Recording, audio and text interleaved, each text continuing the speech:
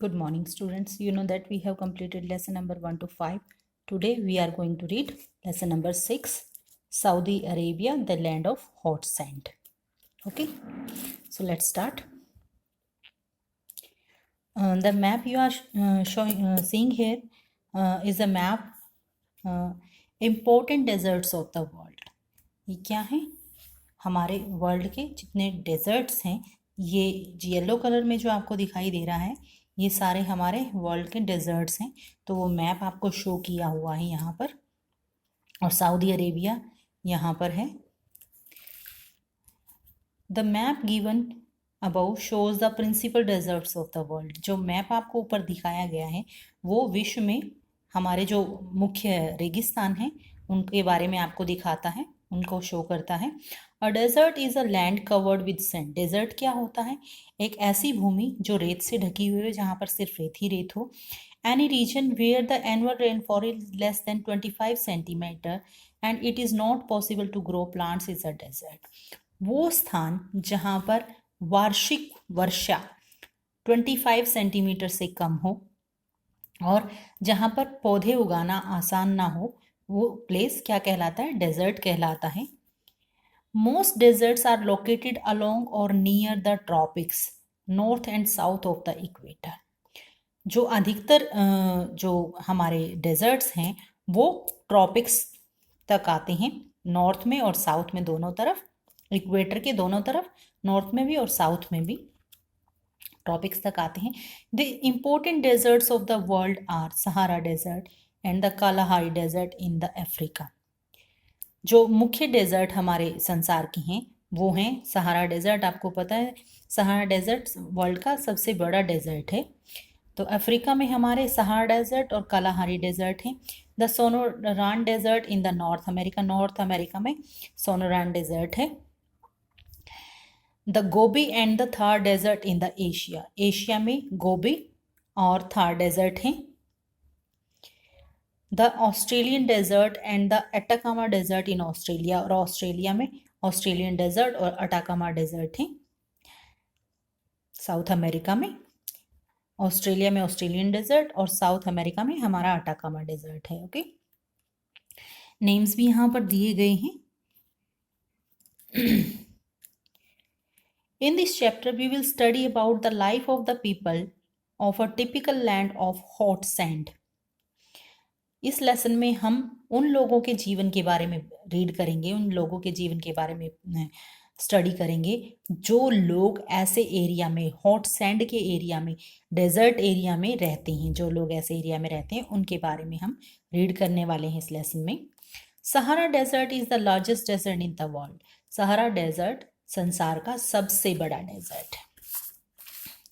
Saudi Arabia, यहाँ आप देख सकते हैं अरेबियन पेनिनसुला है. ये जो येलो कलर आपको दिखाई दे रहा है ये अरेबियन पेनिनसुला है. यहाँ हमारा पर्शियन गल्फ है और यहाँ हमारा रेड सी है. इस तरफ ये यहाँ आप देख सकते हैं ये रेड सी है और ये हमारा पर्शियन गल्फ है. इस तरफ ये हमारा सऊदी अरेबिया है. ये सऊदी अरेबिया है. यहाँ इस तरफ आता है हमारा, यहाँ ये हमारा सऊदी अरेबिया है. यहाँ इस के बारे में हम रीड करने वाले हैं. Saudi Arabia. Saudi Arabia which occupies 3/4 of the Arabian Peninsula is an important country in the Middle East. Saudi Arabia जो कि अरेबियन पेनिनसुला का लगभग 3/4 भाग को कवर करता है, वो मिडल ईस्ट का सबसे महत्वपूर्ण हमारा देश है, महत्वपूर्ण देश है मिडल ईस्ट का. The whole country is a big rocky plateau covered by vast desert. ये पूरा देश चट्टानी पठार से ढका हुआ है. चट्टानी पठार है ये, जो जहाँ पर बहुत सारी रेत ही रेत है, जो चट्टानी पठार रेत से ढका हुआ है. Saudi Arabia is surrounded by Jordan, Israel, Kuwait and Iraq in the north. Saudi Arabia north में जॉर्डन, इसराइल, कुवैत और इराक से घिरा हुआ है.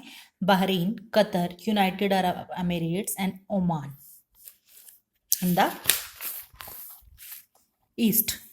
ये नॉर्थ में थे, आपने रीड किया. सऊदी अरेबिया नॉर्थ में जॉर्डन, इजराइल, कुवैत और इराक से घिरा हुआ है और ईस्ट में Bahrain, Qatar, United Arab Emirates और ओमान से घिरा हुआ है।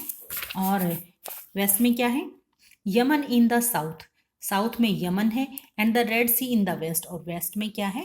रेड सी है, लाल सागर है। Most of the country is covered with thick layer of loose sand, और हम इस देश का अधिकतर भाग रेत से ढका हुआ है। The region is dotted with hills of sand called sand dunes, और यहाँ पर जगह जगह पर क्या है? छोटी छोटी रेत की पहाड़ियां हैं जिनको सैंड ड्यून्स कहा जाता है। Strong winds can shift the sand dunes from one place to another, और जब बहुत तेज हवाएं चलती हैं, बहुत तेज हवाएं चलती है रेगिस्तान में, वो बहुत तेज हवाएं इन रेत के टीलों को एक जगह से दूसरी जगह शिफ्ट कर देती हैं, इनका स्थान बदल देती हैं। There is a shortage of fresh water as there are no lakes और परमानेंट रिवर्स। डेजर्ट में क्या होता है? सऊदी अरेबिया में जो डेजर्ट है वहां पर क्या है? पानी की कमी है, क्योंकि यहाँ पर ना तो कोई नदी है और ना ही यहाँ कोई झील है, इसीलिए यहाँ फ्रेश वाटर, ताजे पानी की कमी है। However, some water is available only at the oasis. फिर भी कुछ पानी जो है वो ओएसिस में, मरुद्यान में उपस्थित है, वहां उपलब्ध हो जाता है। ओएसिस क्या होते हैं? जब जमीन के नीचे से पानी, अंडरग्राउंड वाटर जो है वो सतह पर आना शुरू कर देता है और एक बड़ी लेक बन जाता है, उसको ओएसिस कहा जाता है। इसके आसपास पौधे उगना शुरू हो जाते हैं और लोग वहां आकर बसना शुरू हो जाते हैं, क्योंकि वहां उनको पानी का सोर्स मिल जाता है, तो वो प्लेस ओएसिस कहलाता है। It is an area in the hot desert where water is present at a suitable level. ये वो स्थान होता है रेगिस्तान में जहां पानी उपयुक्त स्तर पर उपस्थित होता है। This is the only fertile area in the desert which permits the growth of plants and trees. और रेगिस्तान में यही वो उपजाऊ भूमि होती है, वो उपजाऊ स्थान होता है जहां पौधे उगना शुरू हो जाते हैं, जहां पौधों की ग्रोथ होनी शुरू हो जाती है। नेक्स्ट हम रीड करेंगे इसके बारे में, climate and vegetation. Saudi Arabia की क्लाइमेट और वेजिटेशन कैसी है? The climate of Saudi Arabia is extremely hot and dry. Saudi Arabia की जो क्लाइमेट है, जो जलवायु है, वो बहुत ही गर्म और सूखी है, शुष्क जिसको कहते हैं। It gets the direct rays of the sun almost throughout the year, और पूरा साल भर सूर्य की किरणें यहाँ पर सीधी पड़ती हैं। But it hardly gets any rain, और बहुत ही मुश्किल से यहाँ कभी कभी बारिश होती है। Thus Saudi Arabia is a sandy desert with very little vegetation. So इस प्रकार से क्या है कि जो सऊदी अरेबिया है वो एक रेतीला रेगिस्तान है, और जहाँ बहुत ही कम वनस्पति होती है। The days are extremely hot and the nights are cool in summer. दिन बहुत अधिक गर्म होते हैं और रातें ठंडी होती हैं। रातें ठंडी क्यों होती हैं? क्योंकि रेत जो है वो जल्दी ठंडा हो जाता है शाम के समय, जब सूरज छिप जाता है तो रेत जल्दी ठंडा हो जाता है, जिसके कारण रातें ठंडी हो जाती हैं। लेकिन सूरज उगने के बाद जब दिन में, उस समय सूरज की धूप से रेत बहुत जल्दी गर्म हो जाता है, इसलिए दिन में बहुत अधिक गर्मी होती है। In winter the days are warm and the nights are cold. सर्दियों के समय दिन गर्म होते हैं और रातें बहुत अधिक ठंडी होती हैं। Strong dusty winds blow all of a sudden and make the sky hazy. धूल भरी आंधियां चलती हैं, जिसके कारण एकदम से धूल भरी आंधियां, वो बहुत तेज हवाएं चलनी शुरू हो जाती हैं जो पूरे आकाश को धुंधला कर देती हैं। These winds generally carry large amount of loose sand and are called sandstorms. ये बहुत तेज चलने वाली हवाएं अपने साथ बहुत सारा रेत लेकर आती हैं, जिनको सैंडस्टॉर्म्स कहा जाता है, रेतीले तूफान कहा जाता है इनको, इन हवाओं को जो अपने साथ बहुत सारा रेत लेकर आती हैं। Due to the shortage of water the only plants which have adapted themselves to the harsh surroundings can survive. पानी की कमी के कारण यहाँ केवल वही पेड़ जीवित रह सकते हैं जिन्होंने अपने आप को इस क्लाइमेट के अनुसार ढाल लिया, इस कठोर जो क्लाइमेट है यहाँ का उसके अनुसार ढाल लिया है जिन पौधों ने, वही पौधे यहाँ पर जीवित रह सकते हैं। Only grasses, thorny bushes and cacti are found here. यहाँ पर छोटी मोटी घास, छोटी कांटेदार झाड़ियाँ और कैक्टाई, नागफनी जिसको कहते हैं कैक्टस, वो यहाँ पर उग सकता है। Most of the desert plants have long roots which go deep into the earth in search of water.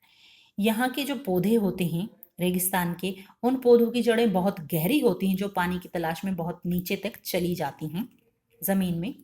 The date palms are the only trees which grow easily in this region. खजूर के पेड़ ही ऐसे होते हैं जो इस reason में, इस क्षेत्र में आसानी से उग सकते हैं। These grow in fertile places that are oasis. ये पेड़ भी उन प्लेसेस में उगते हैं जहाँ जो उपजाऊ हैं, जैसे कि ओएसिस का मैंने ऊपर जिक्र किया था कि ओएसिस के आसपास पेड़ पौधे उगने शुरू हो जाते हैं, तो वहाँ पर ये उगते हैं date palms. The leaves and wood of tree are also use to make mats, baskets and other useful things. पेड़ों के पत्ते, उनकी लकड़ी, पेड़ों की उसको प्रयोग किया जाता है, बहुत सारी चीज़ें उनसे बनाई जाती हैं पेड़ों की लकड़ियों से और खजूर के पत्तों से। मैट्स बनाई जाती हैं, बास्केट बनाई जाती हैं और बहुत सारी दूसरी उपयोग की चीज़ें बनाई जाती हैं। Near the oasis where there is enough underground water some villages have developed. Oasis के पास, क्योंकि ओएसिस में पानी उपलब्ध होता है, तो वहाँ पर जो ज़मीन के नीचे का पानी ऊपर आ जाता है, तो वहाँ पर लोग आप गांव बनाकर रहना शुरू कर देते हैं। These the crops like wheat, barley, fruits and vegetables are also grown there. और लोग वहाँ जब बस जाते हैं तो लोग वहाँ पर खेती करना शुरू कर देते हैं, फल उगाए जाते हैं, सब्जियां उगाई जाती हैं, जौ, गेहूं, ये सब वहाँ आसपास उगा लिया जाता है, क्योंकि ओएसिस से उनको पानी मिल जाता है, वहाँ पानी लेकर वहाँ से, और वो आसपास खेती करना शुरू कर देते हैं। सो आज के लिए इतना ही। बाकी वाइल्ड लाइफ और लाइफ ऑफ द पीपल, उसके बारे में हम कल रीड करेंगे नेक्स्ट वीडियो में। ओके, आज के लिए इतना ही। Thanks and have a nice day.